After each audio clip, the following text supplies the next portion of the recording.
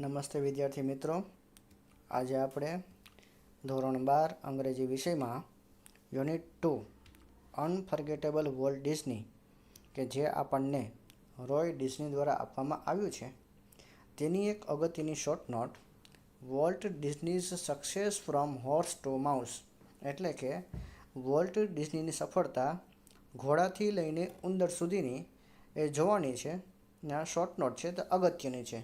હવે પછીના વર્ષોમાં પૂછાવાની સંભાવના છે. તો તે માટેના પ્રશ્નો કે જે મુદ્દા છે તે આપણે જોઈએ. સૌથી પહેલાં કે છે ડિસ્ક્રાઇબ વોલ્ટ્સ ફિગર એટલે કે વોલ્ટના રેખાચિત્રનું વર્ણન કરો. What did he study? તેણે શેનો અભ્યાસ કર્યો. After the study what did he start? અભ્યાસ કર્યા પછી તેણે શું શરૂ કર્યું. What was his decision at the age of 21? 21 વર્ષની ઉંમરે તેનો શું નિર્ણય હતો.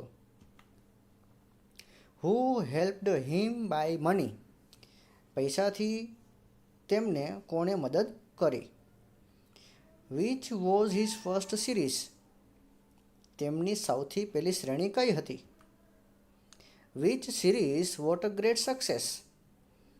કઈ શ્રેણી છે કે જેને અદ્ભુત સફળતા મળી. Describe Disneyland? ડિઝનીલેન્ડનું વર્ણન કરો. What did he do after being solvent? સદ્ધર બન્યા પછી તેણે શું કર્યું. તો આ બધા જે પ્રશ્નો છે, આ જે બધા મુદ્દા છે એનો જવાબ લખવાથી આપણી શોર્ટ નોટ છે તે તૈયાર થઈ જશે. તો એમાં પહેલો મુદ્દો છે ડિસ્ક્રાઇબ વોલ્ટ્સ ફિગર એટલે કે ડિસ્ક્રાઇબના કે વોલ્ટના રેખાચિત્રનું વર્ણન કરો. Walt Disney was a common child like others but he was different from others too. Walt Disney છે તે એક સામાન્ય બાળક જેવો જ હતો, છતાં પણ તે બીજા બાળકોથી અલગ હતો. He had an extraordinary ability to think unbelievable thoughts.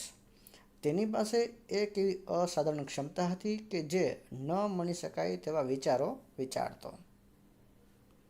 Volt was a complex man. Walt એક જટિલ માણસ હતો, ગૂઢ માણસ હતો. It was very difficult to understand him especially for them who worked with him. વોલ્ટને સમજવું ખૂબ જ અઘરું હતું અને ખાસ કરીને જે લોકો તેની સાથે કામ કરતા હતા તેમના માટે. He had a dream to make something which is to be again on this earth. તેનું એક સપનું હતું કે તે આ પૃથ્વી પર એવું કંઈક બનાવવા માગતો હતો કે જે બીજી વાર ક્યારેય બની શકે નહીં. What did he study? તેણે શેનો અભ્યાસ કર્યો. After the study what did he start? અને અભ્યાસ પછી તેણે શું શરૂઆત કરી. He studied cartooning in Chicago and then started a little animated cartoon company in Kansas City but that flopped. તેણે શિકાગોમાં કાર્ટૂનિંગનો અભ્યાસ કર્યો. ત્યાર પછી તેણે એક નાની એનિમેટેડ કાર્ટૂન કંપની કેન્સાસમાં શરૂ કરી, પણ તે નિષ્ફળ રહી.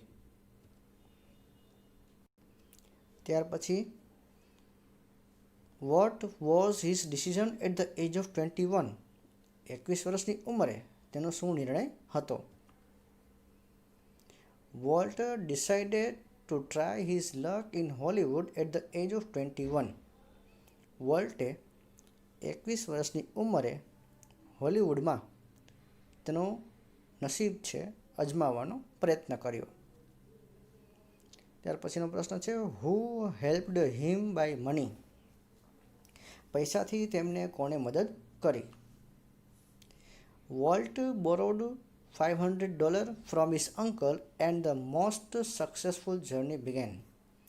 વોલ્ટે તેના કાકા પાસેથી $500 ઉછીના માગ્યા. ત્યાર પછી સૌથી વધુ સફળ પ્રવાસની શરૂઆત થઈ. Which was his first series? તેની સૌથી પહેલી શ્રેણી કઈ હતી.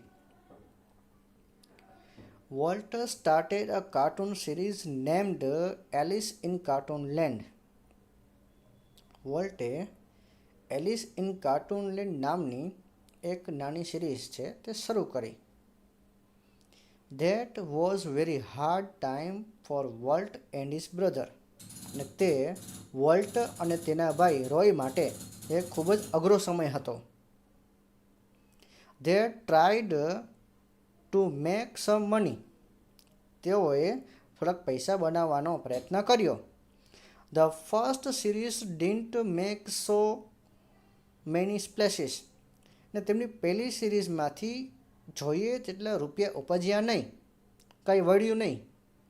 સો Walt decided to start a new series named Oswald the rabbit. તેથી વોલ્ટે એક નવી શ્રેણી ઓસ્વાલ્ડ ધ રેબિટ શરૂ કરવાનું નક્કી કર્યું. It did better but some distributors made some troubles.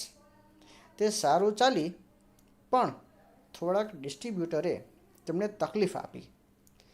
Volt ignored all that and continued his work.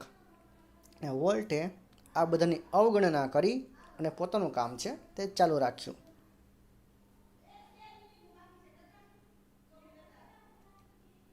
ત્યાર પછીનો પ્રશ્ન છે, which series was a great success. કઈ સિરીઝ છે કે જેને ભવ્ય સફળતા મળી. Walt started a new series about a mouse named Mickey. વોલ્ટે એક ઉંદર વિશે નવી શ્રેણી ચાલુ કરી જેનું નામ હતું Mickey. His journey for making Disneyland started from here. અને ડિઝનીલેન્ડ બનાવવાની જે શરૂઆત છે તે અહીંથી થાય છે. Mickey got unbelievable success. અને મિકીને અભૂતપૂર્વ સફળતા મળી, ન મળી શકે તેવી સફળતા મળી.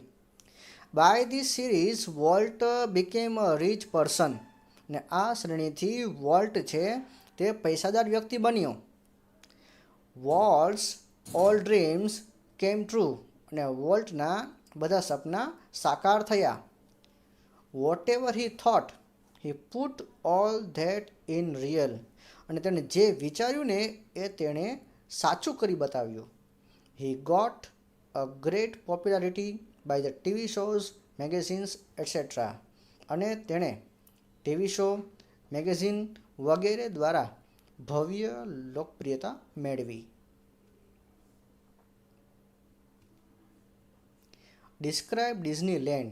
એટલે કે ડિઝનીલેન્ડનું વર્ણન કરો. Disneyland is the most popular place on the earth steel. Disneyland આજે પણ આ પૃથ્વી પર સૌથી વધુ લોકપ્રિય સ્થળ છે. His most success was the result of his hard work and extra ordinary ability to think. અને આ ભવ્ય સફળતા પાછળ આ જે પરિણામ આવ્યું છે કે ભવ્ય સફળતાનું, એના માટે તેની સખત મહેનત અને વિચારવાની જે અસાધારણ ક્ષમતા છે તે જવાબદાર છે, એનું આ પરિણામ છે.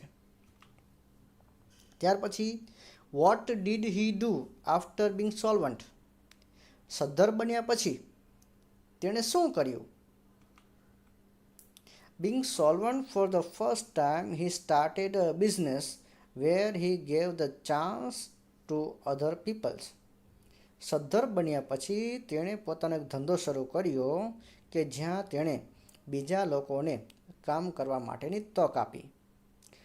સો we can say that Walt was a very humble and helpful person. તેથી આપણે એમ કહી શકીએ કે વોલ્ટ એક વિનમ્ર અને મદદરૂપ વ્યક્તિ હતો.